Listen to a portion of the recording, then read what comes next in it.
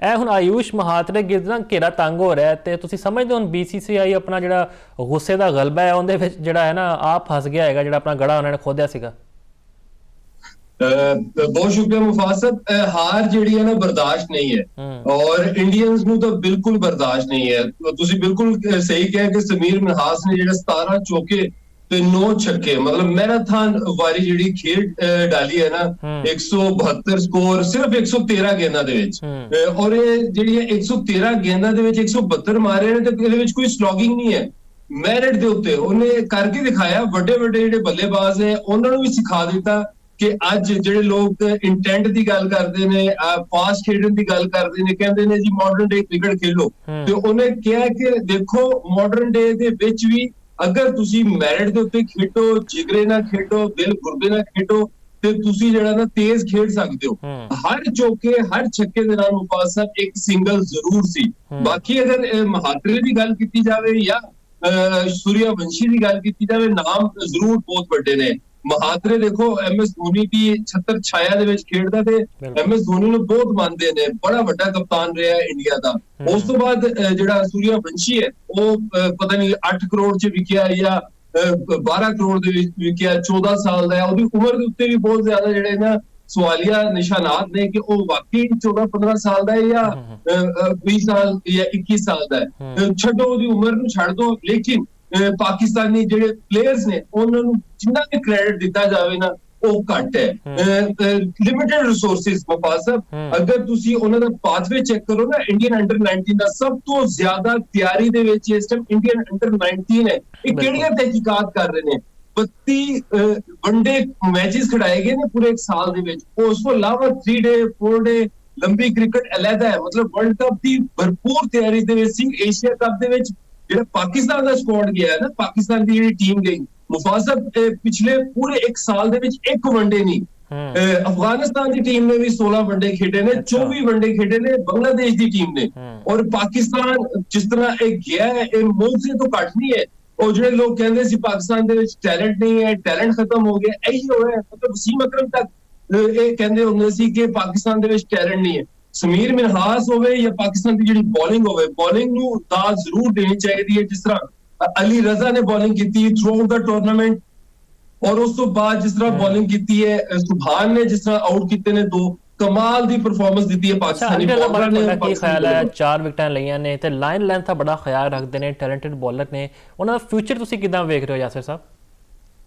ਬੜਾ bright future ਹੈ। ਚਾਹੇ ਵਸੀਮ ਅਕਰਮ ਹੋਣ, ਈਅਨ ਬਿਸ਼ਪ ਹੋਣ, ਉਹਨਾਂ ਦੀ ਜਿਹੜੀ ਪੇਸ ਹੈ, ਮਤਲਬ ਦੇਖੋ ਫਿਜ਼ੀਕਲ ਫਿਟਨੈਸ ਦਾ ਇੱਕ ਸਵਾਲ ਨਜ਼ਰ ਆਉਂਦਾ ਹੈ। ਮਤਲਬ ਜਿਸ ਤਰ੍ਹਾਂ ਦੀ ਉਹ ਬੋਲਿੰਗ ਕਰਦੇ ਨੇ ਉਹਦੇ ਵਿੱਚ ਪੇਸ ਹੈ, 140 ਦੇ ਕੋਲ ਜਾ ਕੇ ਉਹ ਹਿੱਟ ਕਰਦੇ ਨੇ, ਉਸ ਪਰ ਲਾਈਨੋ ਲੈਂਥ ਹੈ। ਔਰ ਜਿਸ ਤਰ੍ਹਾਂ ਉਹਨਾਂ ਨੇ ਸੂਰਿਆਵੰਸ਼ੀ ਨੂੰ ਆਊਟ ਕੀਤਾ ਗੁੱਡ ਲੈਂਥ ਦੇ ਉੱਤੇ, ਮਤਲਬ ਉਹ ਤਾਂ ਹੁਣ ਬਾਰ-ਬਾਰ ਆਊਟ ਕਰ ਰਹੇ ਨੇ। ਤਕਰੀਬਨ 4 ਦਫਾ ਉਹਨਾਂ ਨੇ ਅੰਡਰ 19 ਦੇ ਵਿੱਚ ਉਹਨਾਂ ਨੂੰ ਆਊਟ ਕਰ ਲਿਆ ਹੈ। ਲਾਈਨੋ ਲੈਂਥ ਉਹਨਾਂ ਦੀ ਬਹੁਤ ਅੱਛੀ ਸੀ, ਗੁੱਡ ਲੈਂਥ ਦੇ ਉੱਤੇ ਬਾਲ ਜਿਹੜਾ ਨਾ ਪਿੱਛੋਂ ਕੇ ਬਾਹਰ ਨਿਕਲਿਆ। ਔਰ ਜਿਸ ਤਰ੍ਹਾਂ ਤੁਸੀਂ ਆਪ ਹੀ ਆਪਣੇ ਇੰਟਰੋ ਦੇ ਵਿੱਚ ਕਿਹਾ ਕਿ ਬਹੁਤ ਹੀ ਤੇਜ਼ ਔਰ ਰੈਸ਼ ਸ਼ਾਟਾਂ ਮਾਰੀਆਂ। ਤਿਆਰੀ ਦੀ ਕਮੀ ਨਹੀਂ ਸੀ ਇੰਡੀਅਨ ਬੱਲੇਬਾਜ਼ਾਂ ਦੀ, ਲੇਕਿਨ ਜਿਹੜਾ ਸਮੀਰ ਮਿਨਹਾਸ ਨੇ ਕਰ ਛੱਡਿਆ ਸੀ ਨਾ ਉਹਦੇ ਨਾਲ। ਅੱਛਾ ਯਾਸਿਰ ਸਾਹਿਬ, ਅਸੀਂ ਇੰਟੈਂਟ ਦੀ ਗੱਲ ਕਰਦੇ ਪਏ ਸਾਂ ਕਿ 348 ਦਾ ਵੱਡਾ ਟਾਰਗੇਟ ਸੀਗਾ ਤੇ ਸੂਰਿਆਵੰਸ਼ੀ ਤੇ ਮਹਾਤਰੇ ਨੂੰ ਅਸੀਂ ਵੇਖਿਆ ਕਿ ਉਹਨਾਂ ਦੀ ਕੋਸ਼ਿਸ਼ ਇਹ ਸੀਗੀ ਕਿ 10 ਓਵਰਾਂ 'ਚ ਸਕੋਰ ਹੀ ਚੇਸ ਕਰ ਦਿੱਤਾ ਜਾਵੇ। ਤੇ ਇਹ ਜੇ ਇੰਟੈਂਟ ਹੋਵੇਗੀ ਤੁਹਾਡੀ, ਜੇ ਤੁਸੀਂ ਵੱਡੀ ਪਾਰਟਨਰਸ਼ਿਪ ਹੀ ਨਹੀਂ ਲਾਓਗੇ ਤਾਂ ਤੁਸੀਂ ਫਿਰ ਕਿੱਦਾਂ ਜਿੱਤੋਗੇ? ਇਹ ਤਾਂ ਬਿਲਕੁਲ ਸਮਝ ਤੋਂ ਬਾਹਰ ਜਿੱਦਾਂ ਉਹ ਖੇਡਦੇ ਪਏ ਸਾਂ।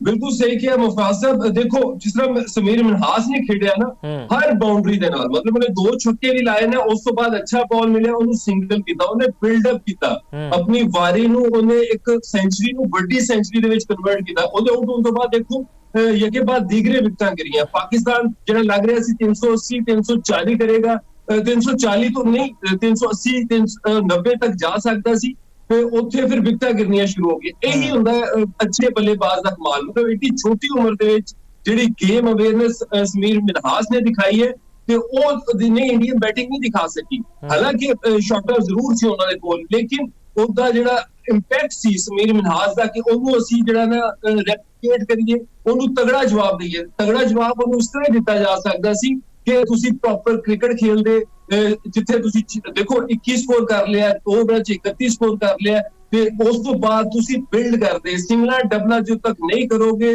ਵੱਡੀ ਇਨਿੰਗਸ ਨਹੀਂ ਖੇਡੋਗੇ, 2 ਵੱਡੀਆਂ ਵਾਰੀਆਂ ਨਹੀਂ ਖੇਡਦੇ, ਮਤਲਬ 2 ਅੱਛੇ 100 ਨਾ ਆਉਂਦੇ ਤੇ 350 ਕਿਸ ਤਰ੍ਹਾਂ ਚੇਸ ਕਰ ਸਕਦੇ ਸੀ ਤੁਸੀਂ।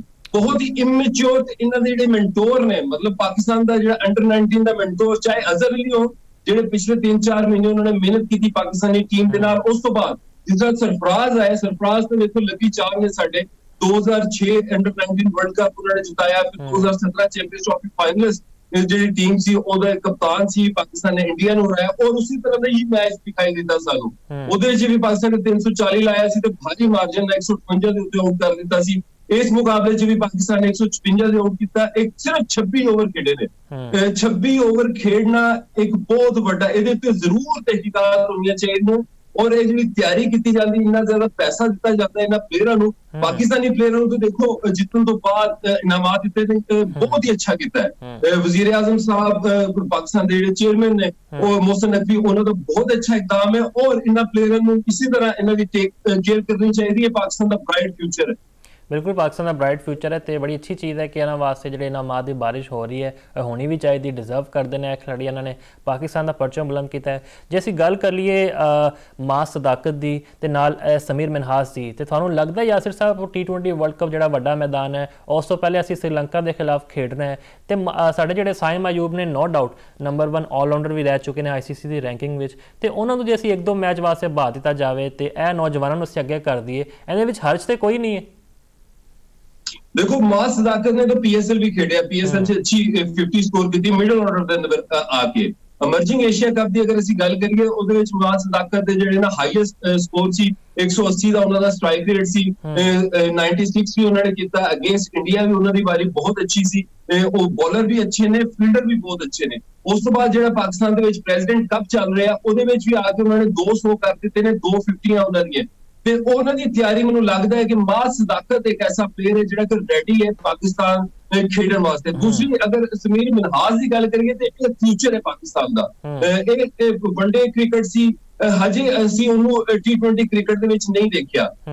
ਬਹੁਤ ਅੱਛਾ ਪਲੇਅਰ ਹੈ, ਬੜਾ ਹੀ ਨਾਮ ਕਮਾਏਗਾ ਔਰ ਪਾਕਿਸਤਾਨ ਵਾਸਤੇ ਬੜੀ ਅਹਿਮ ਫਤੂਹਾਤ ਵਾਸਤੇ ਜਿਹੜਾ ਨਾ ਰੋਲ ਅਦਾ ਕਰ ਸਕਦੇ ਹੈ। ਜਿਸ ਤਰ੍ਹਾਂ ਬਾਬਰ ਆਜ਼ਮ ਅਮਰ ਜੋ ਹੈ ਸੀ, ਉਸੇ ਤਰ੍ਹਾਂ ਸਮੀਰ ਮਿਨਹਾਸ ਹੈ ਔਰ ਸਮੀਰ ਮਿਨਹਾਸ ਨੂੰ ਥੋੜਾ ਟਾਈਮ, ਮੇਰੇ ਖਿਆਲ 'ਚ ਥੋੜਾ ਟਾਈਮ ਜਿਹੜਾ ਨਾ ਦੇਣਾ ਚਾਹੀਦਾ। ਅੱਛਾ ਯਾਸਿਰ ਸਾਹਿਬ, ਜੇ ਅਸੀਂ ਏਸ਼ੀਆ ਦੀ ਹੁਣ ਗੱਲ ਕਰ ਲਈਏ, ਜਿਹੜੇ ਮੈਨੂੰ ਤੇ ਹੁਣ ਜਿਹੜਾ ਬੁਰਾ ਲੱਗਦਾ ਪਿਆ ਇੰਗਲਿਸ਼ ਸ਼ਾਇਕੀਨ ਵਾਸਤੇ ਜਿਹੜੇ ਲੱਖਾਂ ਡਾਲਰ ਖਰਚ ਕਰਕੇ ਆਸਟ੍ਰੇਲੀਆ ਆਏ, ਤੇ ਤੁਹਾਨੂੰ ਪਤਾ ਹੈ ਹੁਣ 3 ਮੈਚ ਤੇ ਗੁਜ਼ਰ ਚੁੱਕੇ ਨੇ ਤੇ 11 ਦਿਨਾਂ ਵਿੱਚ ਹੀ ਖਤਮ ਹੋ ਗਏ ਨੇ। ਤੇ ਇਹ ਬੜੇ ਅਫਸੋਸ ਵਾਲੀ ਗੱਲ ਹੈ ਕਿ ਹਰ ਕੋਈ ਵੇਖਣਾ ਚਾਹੁੰਦਾ ਹੈ ਕਿ ਸਾਨੂੰ ਅੱਛੀ ਕ੍ਰਿਕਟ ਵੇਖਣ ਨੂੰ ਲੱਭੇ। ਤੇ ਟਾਰਗੇਟ ਦੀ ਗੱਲ ਕਰੀਏ, 435 ਦਾ ਟਾਰਗੇਟ ਲੱਭਿਆ ਤੇ 352 ਤੇ ਪੂਰੀ ਟੀਮ ਇੰਗਲਿਸ਼ ਟੀਮ ਆਊਟ ਹੋ ਗਈ। ਅਸੀਂ ਵੇਖਿਆ ਕੀ ਵਜੂਹਾਤ ਤੁਸੀਂ ਸਮਝਦੇ ਹੋ? ਬੈਨ ਸਟੋਕਸ ਨੇ ਵੀ ਹੁਣ ਐਡਮਿਟ ਕਰ ਲਿਆ ਕਿ ਜੀ ਅਸੀਂ ਓਵਰ ਪ੍ਰੀਪੇਅਰਡ ਸੀਗੇ, ਸਾਡੀਆਂ ਤਿਆਰੀਆਂ ਸਹੀ ਨਹੀਂ ਸੀਗੀਆਂ। ਤੇ ਪਹਿਲੇ ਤਾਂ ਬੜੀ ਗੱਲਾਂ ਬੜਕਾ ਮਾਰਦੇ ਸਨ ਕਿ ਜੀ ਸਾਡੀ ਆਸਟ੍ਰੇਲੀਆ ਨਾਲੋਂ ਜ਼ਿਆਦਾ ਤਿਆਰੀ ਹੈ। ਇਹ ਕਿਹੜੇ ਦਾ ਸ਼ਿਕਾਇਤ ਕਰ ਰਹੇ ਨੇ ਮੁਫਾਜ਼ਮ? ਓਵਰ ਪ੍ਰੀਪੇਅਰਡ ਮਤਲਬ ਕਿ ਆਪ ਹੀ ਤਾਂ ਤਿਆਰੀ ਕੀਤੀ ਤੁਸੀਂ ਤੇ ਨਾ ਓਵਰ ਪ੍ਰੀਪੇਅਰਡ ਹੁੰਦੇ। ਤੇ ਦੂਜੀ ਗੱਲ ਜਿਹੜੀ ਹੈ 351 ਦੇ ਉੱਤੇ ਆਊਟ